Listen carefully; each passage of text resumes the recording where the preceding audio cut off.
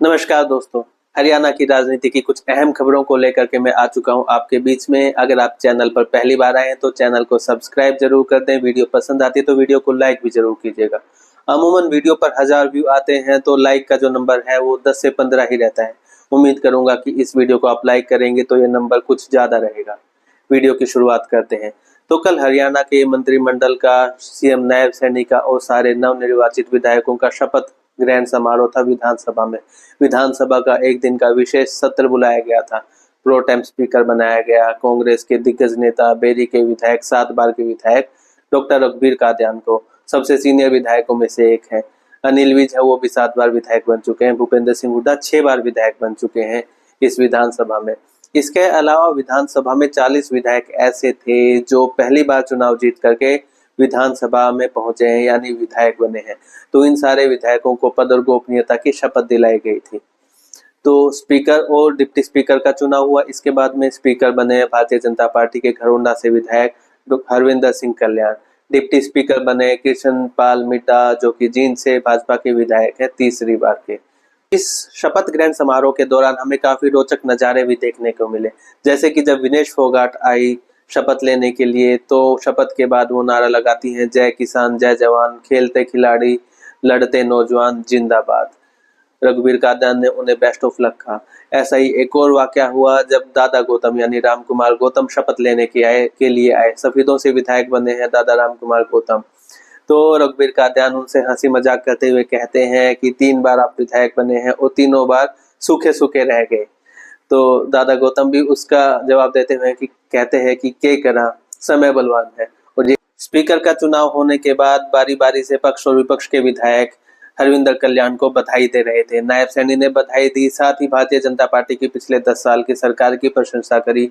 इसके बाद भूपेंद्र सिंह हुड्डा ने उन्हें बधाई दी और वो नायब सैनी पर तंज कसते हुए कहते हैं कि ये बधाई देने के लिए आपको मौका मिला था, आप यहाँ पर भी अपनी सरकार की प्रशंसा करने लगे। जब राज्यपाल का अभिभाषण होगा उसके बाद आपको बोलने का मौका मिले, उस समय आप अपनी सरकार की प्रशंसा कर सकते हैं। इसके बाद अनिल विज को बोलने का मौका मिलता है क्योंकि यहाँ पर आपको काफी कुछ सीखने को मिलेगा, लेकिन एक गलत परंपरा भी रही है, आप उसे मत सीखिएगा। वो इशारा कर रहे थे भूपेंद्र सिंह हुड्डा के कार्यकाल का। वो कहते हैं कि जब 2009 से 2014 के बीच में भूपेंद्र सिंह हुड्डा की सरकार थी तो उन्हें सबसे ज्यादा बार वॉकआउट करने का रिकॉर्ड बनाया था अनिल विज ने। इसके साथ ही वो कहते हैं कि उस समय के उनके जो भी भाषण थे भूपेंद्र सिंह हुड्डा ने उन सारे भाषणों को ब्लैकआउट करवा दिया था। तो आपको ये चीज सीखने की जरूरत नहीं है, गलत परंपरा आप ना सीखें। इसके बाद अनिल विज भूपेंद्र सिंह हुड्डा पर हमला बोलते हुए कहते हैं कि हुड्डा साहब कहते हैं कि नायब सैनी जी बोलने को मेरे पास बहुत कुछ है, लेकिन आपने जो कुछ बोलना था जनता ने उस पर कांटा लगा दिया है। वो कुछ इस तरह से इशारा करते हैं। इस बात से भूपेंद्र सिंह हुड्डा भड़क जाते हैं। वो कहते हैं कि अनिल विज स्पीकर के चुनाव को विवादित बनाना चाहते हैं।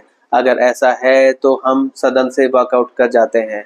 और अनिल विज का जो पुराने स्पीकर के साथ जो बर्ताव रहा है, जो व्यवहार रहा है, वो आप सब लोगों ने पहले देख ही रखा है। का जवाब देते हुए अनिल विज कहते हैं कि मैं स्पीकर के चुनाव को विवादित नहीं बनाना चाहता। वो हाथ जोड़ करके कहते कि प्रजातंत्र में प्रजा सबसे बड़ी होती है, कोई भी नेता छोटा नहीं होता, बड़ा नहीं होता, जनता सबसे बड़ी होती है। तो जनता ने अपना फैसला सुना दिया है। बाद एक और वाकया हुआ जब महिपाल ढांडा बधाई देने के लिए उठे हरविंदर कल्याण को। तो रघुबीर कादियान और विपक्ष के कुछ नेता बार बार टोका टाकी कर रहे थे। तो महिपाल ढांडा थोड़े से गुस्से में आकर के कहते हैं कि मामा आपकी यह बार बार टोकन की कंसाली आदत को नहीं जावे। कादियान ने भी इसका जवाब दिया। रघुबीर कादियान कहते हैं कि ये मेरा भांजा है, जब ये सब शपथ लेने के लिए आया तो इसने मुझे आकर कहा कि मामा राम राम। मैंने इसकी राम राम का जवाब दिया। इसकी जो ये आदत है ये आज की नहीं है, ये इसके बचपन की आदत है। हमारी जो बहन थी, इसकी जो माँ थी, वो बताया करती थी बचपन में भी कि ये मुर्गी के शोर की आवाज से भी उठ जाता है, तो आप इसका कुछ इलाज करवाओ। तो इसकी जो उछलन की जो आदत है या आज की को नहीं, या बहुत पुरानी है, या इसकी आदत को नहीं जाओ। हमारा भांजा है तो इसकी सारी गलती माफ है। अब बारी आती है दादा गौतम की। दादा गौतम जो इस तरह के चुटीले अंदाज के लिए हमेशा से जाने जाते हैं। दादा गौतम कहते हैं कि जब इन दोनों की डायलॉग बाजी चल रही थी मैं उसी टाइम कमेंट करना चाहता था, लेकिन उसे मैं मौका नहीं मिला।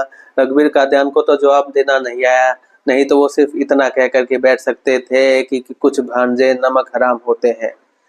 इसके बाद महिपाल ढांडा दादा गौतम का जवाब देते हुए कहते हैं कि दादा मैं तो न्यू कहूँ था, मामा बार बार टोका टाकी करे था, भांजे के नस्त लगावा था, तो मैं तो न्यू कहूँ था नहीं लगाने चाहिए इतने नस्तर।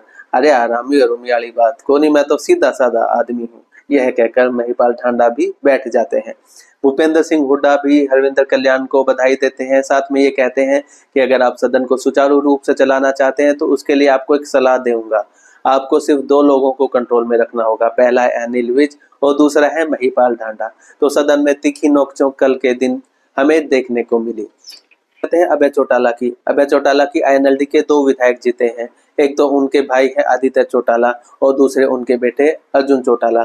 तो अभय चौटाला भी विधानसभा पहुंचे थे उन्हें शपथ वगैरह दिलाने के लिए। तो मीडिया से बातचीत के दौरान उनसे पूछा गया कि जेजेपी आईएनएलडी का अलायंस हो सकता है, वापसी हो सकती है जेजेपी की। तो इसका जवाब देते हुए कहते हैं कि 1-2 दिन में मैं इन सारी चीजों के बारे में बात करूंगा। साथ ही वो भूपेंद्र सिंह हुड्डा पर हमला बोलते हुए कहते हैं कि भूपेंद्र सिंह हुड्डा से ये जरूर पूछना कि बहम निकल गया कि नहीं निकला, गलतफहमी दूर हुई कि नहीं हुई। नायब सैनी की तो नायब सैनी आज दिल्ली के दौरे पर है, जहां पर वो केंद्रीय नेतृत्व से मिलने वाले हैं। केंद्रीय नेताओं से मिलेंगे, मनोहर लाल खट्टर से मिलेंगे, धर्मेंद्र प्रधान से मिलेंगे, ऐसा अनुमान लगाया जा रहा है। अगर विपक्ष के नेताओं की बात करें तो गीता भुक्कल भी शपथ के बाद मीडिया से जब बातचीत कर रही थी तो उनसे पूछा गया कि आपका नाम भी एलओपी के लिए चल रहा है, लीडर ऑफ अपोजिशन के लिए चल रहा है, क्या आप लीडर ऑफ अपोजिशन बनने वाली हैं? तो गीता भुक्कल कहते हैं कि पिछले जो एलओपी थे भूपेंद्र सिंह हुड्डा, उन्होंने बहुत सुचारू रूप से अपनी जिम्मेदारी को निभाया था। उनके नेतृत्व में विपक्ष की जिम्मेदारी बखूबी निभाई थी कांग्रेस पार्टी ने। भूपेंद्र सिंह हुड्डा हमारे नेता है। तो वो इशारों में स्पष्ट तौर पर कह रही थी कि एलओपी जो है वो भूपेंद्र सिंह हुड्डा ही बनेंगे। साथ ही कल की जो पूरे सदन की जो कार्रवाई थी उसके अंदर भूपेंद्र सिंह हुड्डा ही कांग्रेस को लीड करते हुए दिखे थे। तो कहा जा सकता है कि एलओपी के लिए भूपेंद्र सिंह हुड्डा के नाम पर सहमति बन चुकी है।